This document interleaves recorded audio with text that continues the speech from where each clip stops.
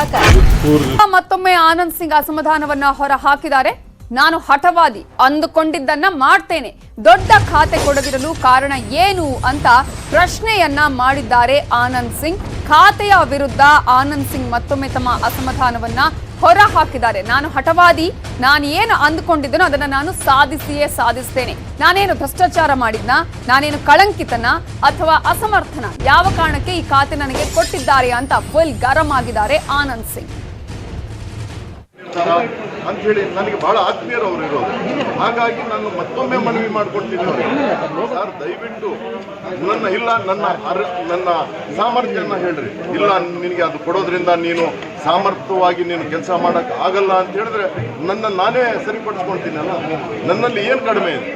ನನಗೇನು ಸಾಮರ್ಥ್ಯ ಇಲ್ಲ? ನಾನು ಈ ಪಕ್ಷಕ್ಕೆ ಏನು ಕೆಲಸ ಮಾಡಿಲ್ವಾ?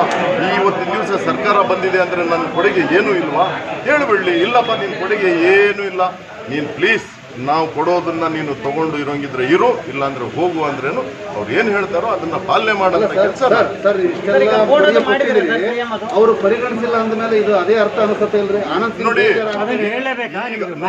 ಬೇಜಾರು. ನೋಡಿ, ನಾವು ನಮ್ಮ ಪಕ್ಷದಲ್ಲಿ ಕೆಲವು ಸಿದ್ಧಾಂತಗಳು ಪಾಲನೆ ಮಾಡಬೇಕು ಅಂತ ಯಾರು ಪಾಲನೆ ಮಾಡ್ತಾರೋ ಯಾರು ಪಾಲನೆ ಮಾಡಲು ಗೊತ್ತಿಲ್ಲ. ಪಕ್ಷದ ವಿಚಾರಗಳು ಮಾಧ್ಯಮದ ಮುಖಾಂತರ ಮಾತಾಡಬಾರ್ದು ಅನ್ನೋದು ವಿಚಾರಗಳು ಹೇಳಿದ್ದಾರೆ. ಇವತ್ತು ಈ ವಿಚಾರ ಯಾಕೆ ಮಾತಾಡ್ತಾ ಇದ್ದೀನಿ ಅಂದ್ರೆ, ಅಟ್ಲೀಸ್ಟ್ ನಾನು ಮಾತಾಡೋದನ್ನ ನಮ್ಮ ಮುಖ್ಯಮಂತ್ರಿಗಳು ನೋಡ್ಬಿಟ್ಟು ನನ್ನ ನೋವನ್ನು ಅವರು ಅರ್ಥ ಮಾಡಿಕೊಂಡು ಏನಾದರೂ ನಾನು ಹೋಗೋದ್ರ ಒಳಗಡೆ ಆಲೋಚನೆ ಬದಲಾಯಿಸ್ಕೊಂಡು ಆಯ್ತಪ್ಪ ನೀನು ಕೇಳಿರುವಂಥ ಖಾತೆ ತಗೋ ಅಂತ ಹೇಳ್ತಾರೋ ಅನ್ನೋ ವಿಚಾರಕ್ಕಾಗಿ ನಾನು ಮಾಧ್ಯಮವನ್ನು ಉಪಯೋಗ ಮಾಡ್ಕೊಂಡು ನಾನು ಸೇತುವೆಯನ್ನು ಮಾಡ್ಕೊಂಡಿದ್ದೀನಿ. ಈಗ ನಿಮ್ಮ ಮುಖಾಂತರ ನನ್ನ ವಿಚಾರಗಳನ್ನು ಮುಖ್ಯಮಂತ್ರಿಗಳಿಗೆ ತಲುಪಿಸುವಂಥ ರೀತಿಯಲ್ಲಿ ನಾನು ಇದು ಮಾಡ್ತಾ ಇದ್ದೀನಿ.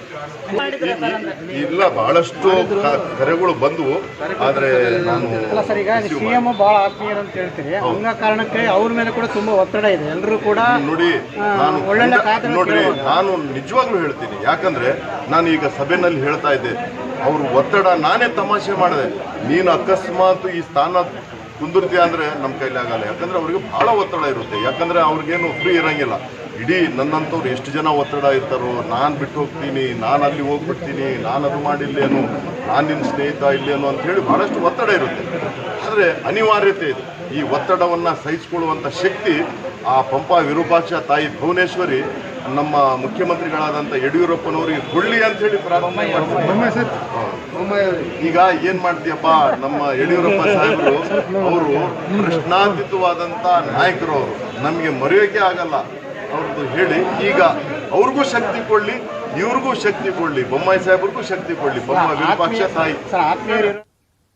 ಉಳಿದ ಅಪ್ಡೇಟ್ಸ್ ನೋಡೋಣ ಬ್ರೇಕ್ ಆದ್ಮೇಲೆ.